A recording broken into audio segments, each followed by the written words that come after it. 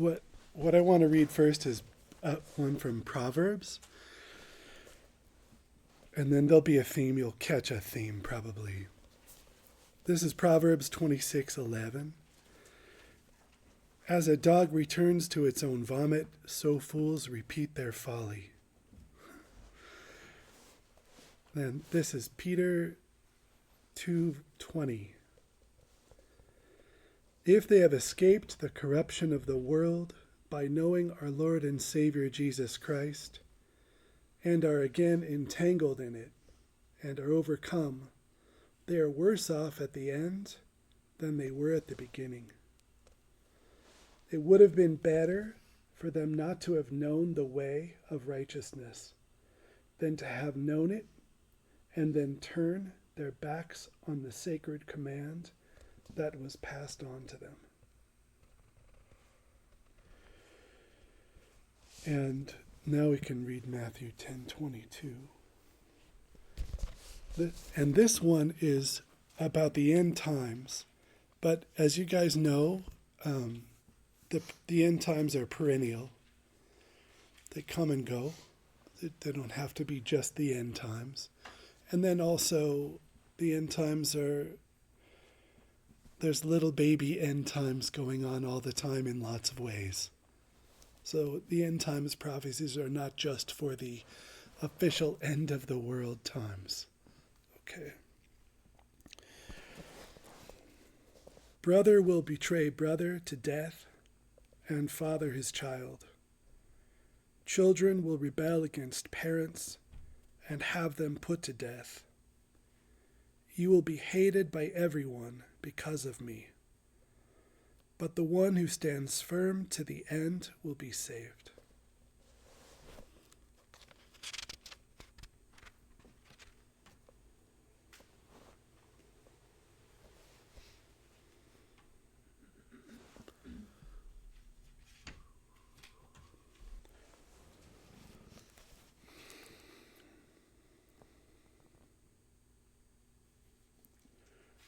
Take heed that no one deceives you. For many will come in my name, saying, I am the Christ, and will deceive many. And you will hear of wars and rumors of wars. See that you are not troubled. For all these things must come to pass, but the end is not yet. For nation will rise against nation, and kingdom against kingdom. And there will be famines, pestilences, and earthquakes in various places. All these are the beginnings of sorrows. Then they will deliver you up to tribulation and kill you, and you will be hated by all nations for my name's sake. And then many will be offended, will betray one another, and will hate one another. Then many false prophets will rise up and deceive many. And because lawlessness will abound, the love of many will grow cold. But he who endures to the end shall be saved.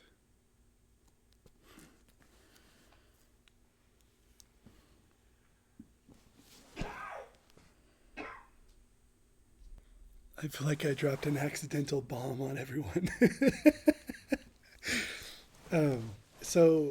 I chose the end times speech from Jesus, really not to do with the end times at all, just so you know.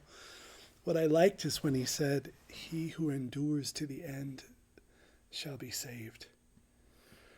And that's why I paired it with the Peter talking about just the whole sort of trajectory of not getting lost, and a dog returning to its own vomit from Proverbs. And so while I accidentally brought in end times prophecies, I noticed it landed. And I understand that the reference to what's happening in the world. I was with a couple of people from the New Age this week, and they both study South American shamanism, and they have some pretty serious prophecies that they believe are being fulfilled now about a time of turning. They said, we know it's a time of turning, but we don't know which way it will turn. And but I really had this in mind, no end time stuff at all. What I have in mind is that always for me, the concern, sometimes it weighs heavily on me, sometimes it's light, it's just the protection of the community and the people in it, and to ensure that we continue to grow spiritually and move towards sainthood. And there's two kinds of danger that can ruin that. And I think that there are always those temptations happening. Certainly in this community, both temptations are happening. The one kind of danger is it's the most dangerous. It's a little like smoking weed. You don't end up in prison usually. You don't necessarily lose your job. So you think everything's okay, but your whole life's getting eroded as you do it. But it's in very subtle ways. And I think that's the first danger I want to mention is just the doldrums that Teresa of Avila talks about. Stage 3. Stage 3, you get through your bulk of your initial purification, the first night, and you come out the other side, and lo and behold, you have a really good life. And it's pretty good. Pretty smooth. I mean, it's by no means perfect, but it's pretty smooth, and you have a life, a new life has been given you. And just like, John and Peter, I think on the Mount of Transfiguration, they want to build tents there and stay there. And you can't. And so the one danger that can ruin a contemplative community is just that you cease to move towards union. Just that you get caught in your nice, tidy life, and it's pretty tidy by the time you get to that stage. And you've got this nice, tidy life, and it's a good life, and no one could accuse you of it not being good. It's pretty good. I mean, there's sin, but it's pretty good. And it's good enough you could be distracted by the good and cease to grow. And that's a danger for a contemplative community, because we didn't sign on to just have a decent life. We signed on to become saints, and that means there's lots more work to do. It's interesting how hard it is to get someone who doesn't want a contemplative life to hear how important that is. I know when I read John of the Cross, I was just floored and murdered by him. For various reasons. One reason is he's just too ascetical and his path would kill me. It doesn't work for me. There's that. But the other reason is because I did sense a holiness, a sacredness, and a purity far, far away from what I had. And it just, was shocking and really, frankly, quite scandalous. I'm amazed how many people can read of John of the Cross and not even come out scathed. I just think, I wish I were as blind as you. I wish I could read and go, yeah, me too. But unfortunately, I could see enough to know that I can't say that. And it really, it was a spiritual death to read him for me, because I could see where he was, and I could see where I was. And, I thought I was floating around stage 5 or 6 at that time. So it was shocking and scandalous. But so we're trying to get to union with God, because it is not because we have aspirations of greatness, but because it's the entire reason for the incarnation of Christ. There is no other reason. If Jesus came down and took our suffering upon himself, if Jesus came down and took our karma upon himself, if Jesus came down and took all of the sorrows of the world and the sin of the world and the consequences of that sin on himself for us, he did that with one thing in mind, and that is that we all might become unified to God and, in Eastern terms, enlightened. And so Teresa of Avila reminds us, mostly this night's about Teresa of Avila, Teresa of Avila reminds us that if you say you don't want to be a saint, you're arguing with God.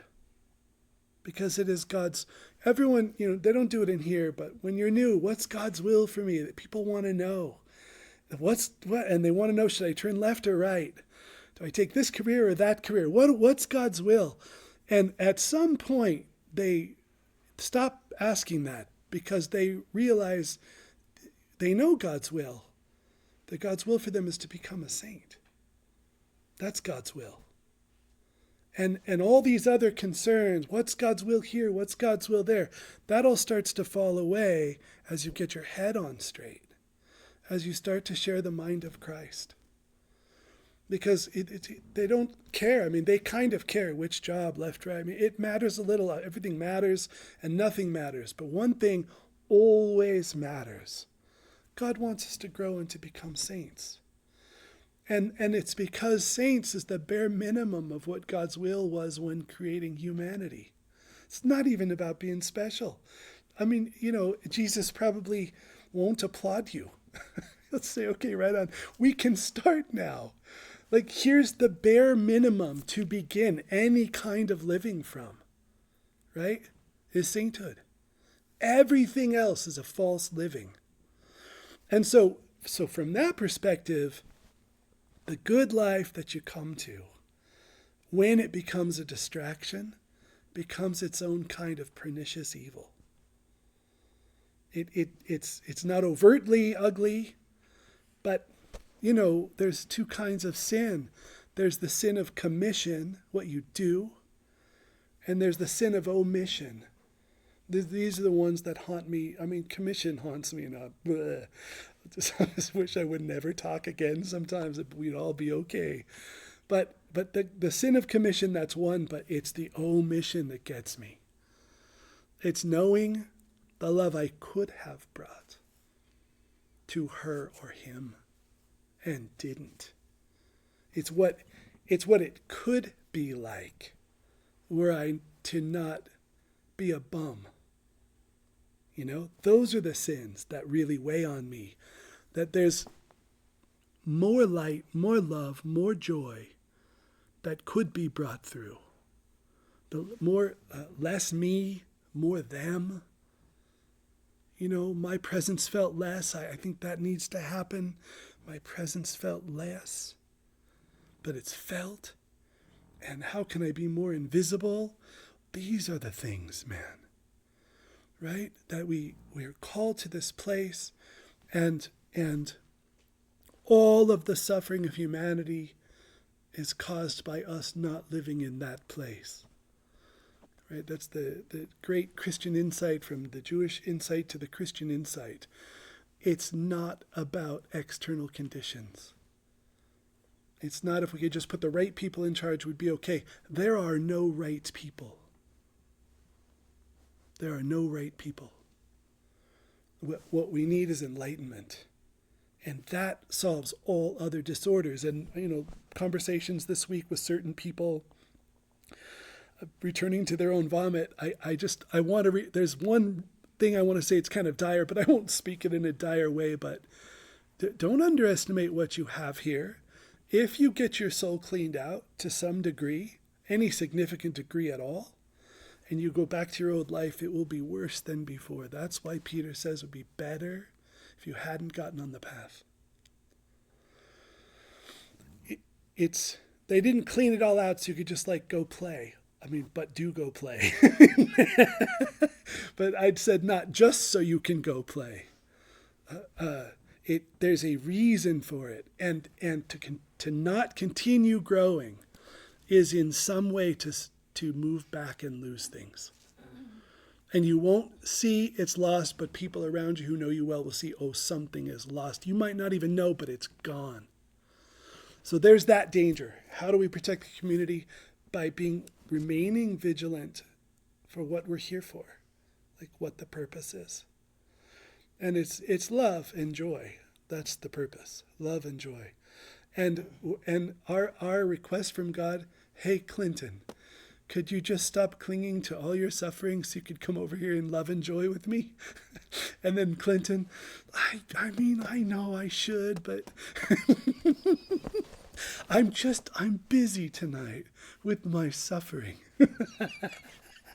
Can I just stay here in my hole? Do I have to go out in the light and grow and stuff? This is the complaint of human beings. This is the plight. Just God's like, hey, come here, come on. We've got this party. We're going to dance and sing. There's going to be love and joy and connection. And then we're saying, no, I'd rather stay here. Okay, so the other loss, so there's the doldrums, right? But then there's also that fact that all of the sin we came in with survives at another level.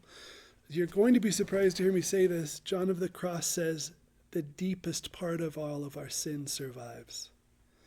You might think, from looking at someone on the other side of the night, the bulk of their sin has been removed.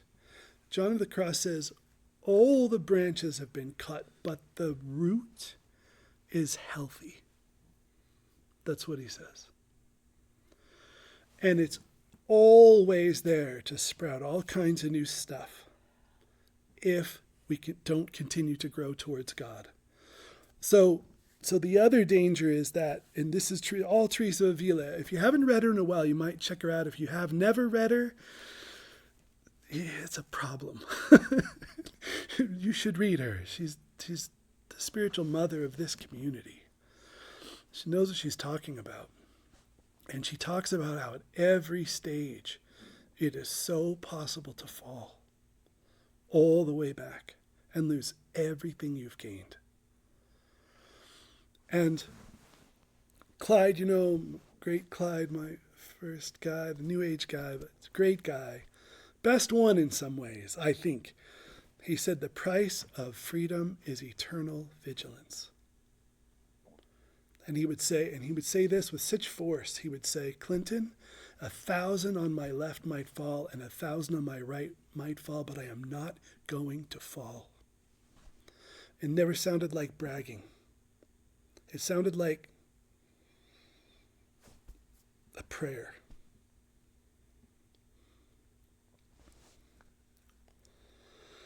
So, I'm old and fat and tired and no less devoted now than I was. No less willing now to be troubled on a day and grow instead of be untroubled and not grow. Right?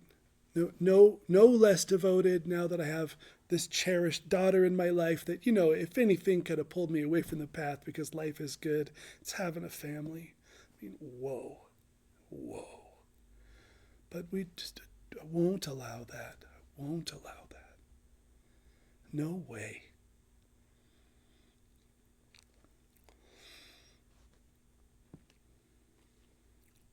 So you come in out of the world on this path and you have a spiritual awakening. It's either slow or fast. It doesn't matter. Fast doesn't seem to, as far as we know, people that have a massive awakening up front have no more likelihood of becoming a saint than those who creep in. It just doesn't matter. It just comes how it comes. Some of us, Spencer, some massive explosion and it's amazing. I mean, it's like, dude, what? It's freaking fire. And that's wonderful, but also some other person just comes in, creeping in little by little. Equal chances of it. Equal chances. So we have a spiritual awakening, and then you're awake, and then you have maybe a death and another awakening. And you come into God in prayer like this, in need of a spiritual awakening. In need of a spiritual awakening. I am aware of my need for a spiritual awakening. Everything I just do wrong all the time still, I know. I'm working at the little bits, I will, of course, it's what I got, but I also just need another awakening. And you need another awakening. So don't get comfortable. It's like, yes, you found this stability, this peace, you've found a lot of things. But also, it kind of burn it down a little too. Just burn it down. I like to forget that I have anything at all, especially in prayer. I like to forget that I have anything at all and come in with nothing at all. I think that's the best feeling in the world. I have nothing. And if I believe it, I'm somewhere near truth. you know?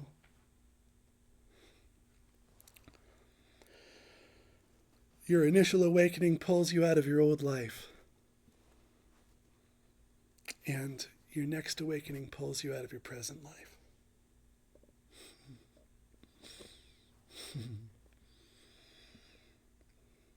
Your initial awakening uproots social bonds. Not many survive.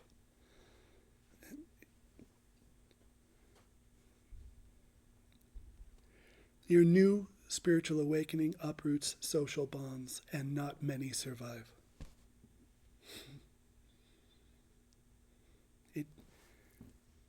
Friendship is me too. We relate. If you're growing, that will not remain.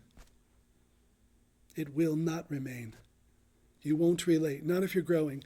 And also and don't make it like, who's growing faster? Who outgrow? Don't think like this. Just think like, there's all these different stages and there's all these different vibes God sends. And it's like when you meet someone who's like, yeah, me too. That's like a unicorn out in the wild, man. Okay, you got so lucky to even come across someone's path that's where you could go, me too. That is not going to last. If one or both parties are growing, that is not going to last. It can't. So your initial awakening uproots social bonds. Your present awakening uproots social bonds. It's the way of it. That's the way of it.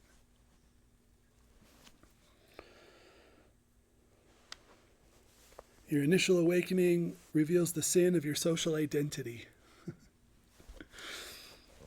Had people come in here with their hand on their forehead just saying, oh, just wish I wasn't born in the family I was born in.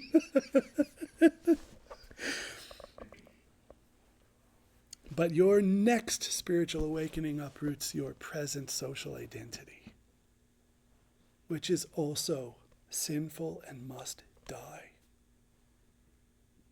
It must die.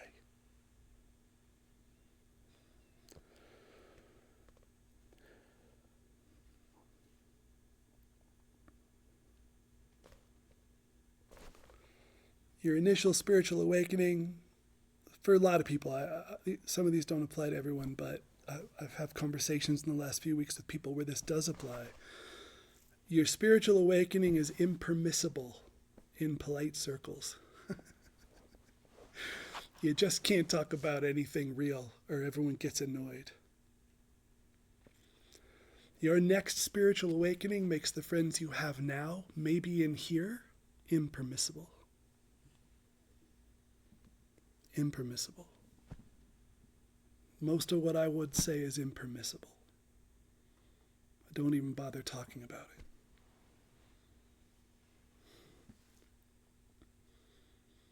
If you don't have it, you can't relate, and it bugs you.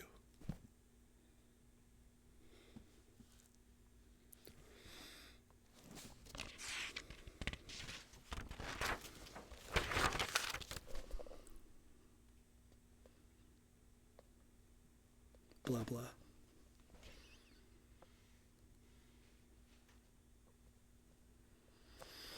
Okay, so it's just a call to keep going forward. That's all it is, to not stop. If you're tired, you're trying to do it on your own steam. If you think I can't bother, it's too much work. Then if you're doing that, Teresa of Avila, the genius doctor of the church for a reason. They made 7 people in the history of Christianity doctors of the church. Teresa of Avila is one of them.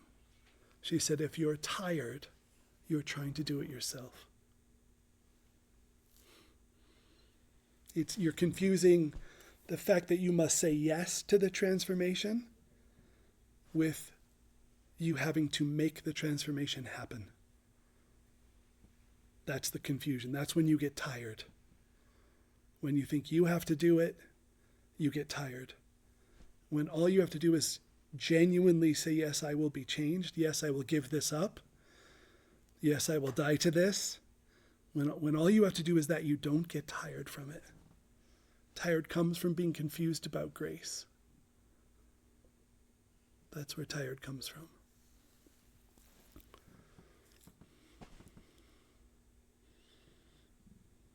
So if you're on the way to your first death,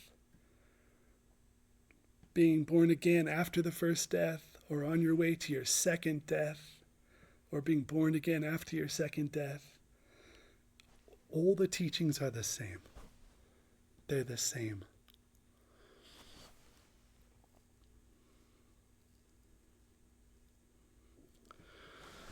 So the main theme is attachment. Attachment.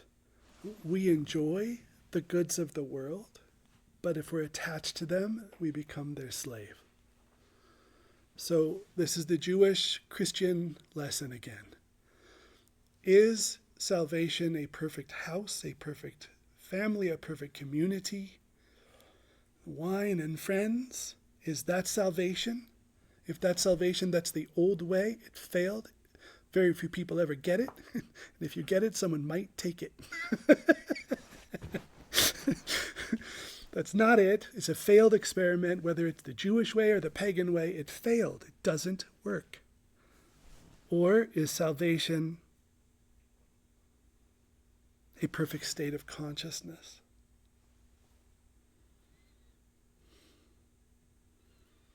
Unattached to form. Happy homeless, happy with a home.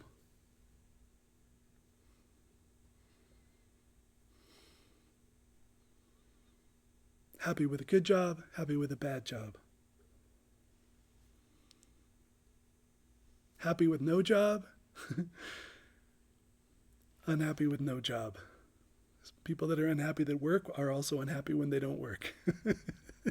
It turns out we're carrying all that with us. So a contemplative community, the Sal Teresa of Avila, must guard against special attachments. It's one of the primary teachings of contemplative communities. Don't make best friends. Don't make them in the first place. If you have them, stop having them. Especially within your spiritual community. Because it always leads to factions. It always leads to gossip. Always. It always leads to envy. It always leads to trouble. Special friendships cause trouble. And contemplative communities avoid them like the plague. But it's just simple. It's just and I'm not worried about them, by the way, just so you know. It's just all Teresa of Avila tonight. It's not a special thing about that, really. But just think about it. You're going to God for a moment. You and this one person rub shoulders. But you're both going to God, but you're not going at the same pace, nor are you going by the same way. If you make bonds there that have to stick, you stick with those bonds. You stick with them, and you stop growing. So you just take it easy with all that. It's not that important. This is Father Carly, community, and then there's communion. Right? We want that social instinct fulfilled by having close friends. And I understand it. I'm not immune to that sort of tendency to want that. I get it. But what we're really craving is the communion of the saints. What we're really craving is our union with all beings and all life through Christ. This is what we're craving. This is where it's truly fulfilled. This is where you're alone and you never feel less alone than when you're alone.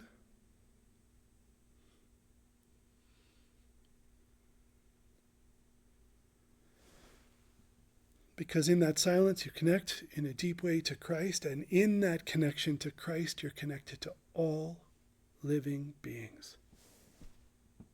And you experience that connection.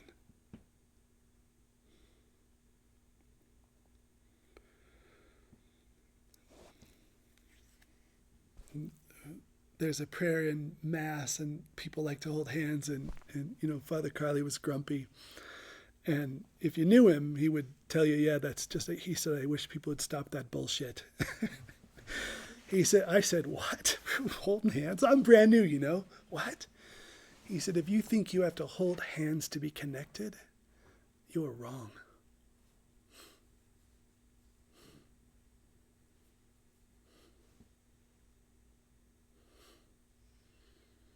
So we're just in here, I think of you guys in the week, and I am with you. And I can feel you with me. And that's the bond.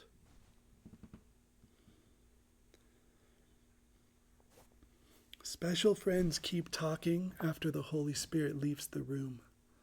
And everything that is said after that is sin. Every single word.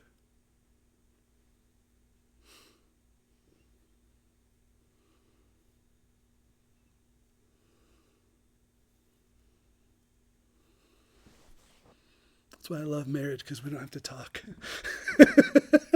I told Mary today and this week, I said, man, I did a lot of talking in my life recently, and I never shut up, clearly. And I said, I just need notes. So it's been 2 or 3 days we barely said a word. It's been incredible. So nice. So nice. She says, okay, no problem. She gets it. Boom. And we just go into that space. Very nice.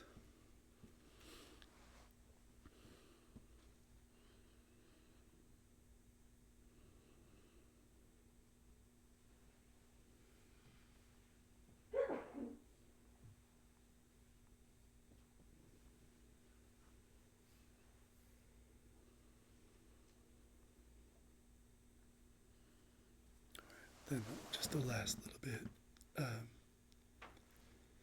This is kind of a hodgepodge night, mostly Teresa of Avila. If you haven't read her in a while, check her out. You might hear her differently where you are now. It's different. She's really powerful. Not normal. I got into a place, it's been happening over a period of a couple of years, but it's kind of sticking longer, and then it'll fade out, and it's pretty enlightened. I mean, I'm not saying I'm enlightened, don't worry. I know where I'm at. But the space is pretty enlightened, and but it's like they're running tests on me.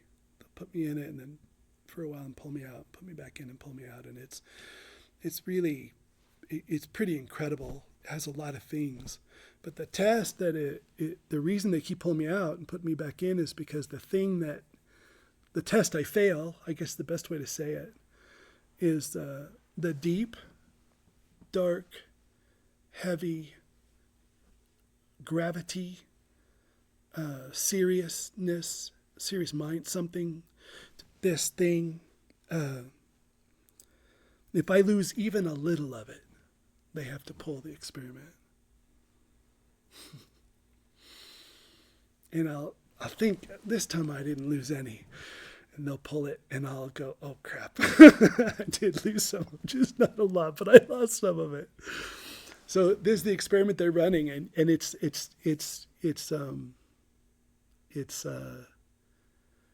does Clinton remain fully human and fully in his body in that space, or does Clinton lose that fully human part and get super cosmic?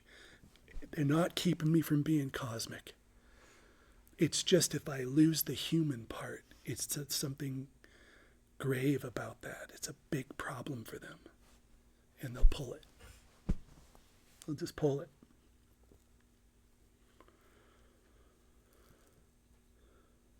Humility too, all in that. You guys know that thing I'm talking about. It's all that cousins, all those cousins, dark, down, humility, all that stuff. Human. Not God. Small creature. Clinton.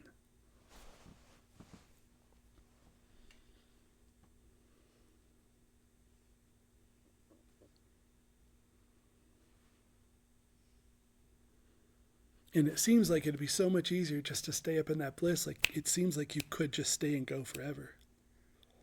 But you would lose your humanity, and they want it to be both. And you know what? That sounds a lot like the incarnation of Christ, doesn't it? Doesn't that sound like something he came to give us through the incarnation? Fully human, fully God.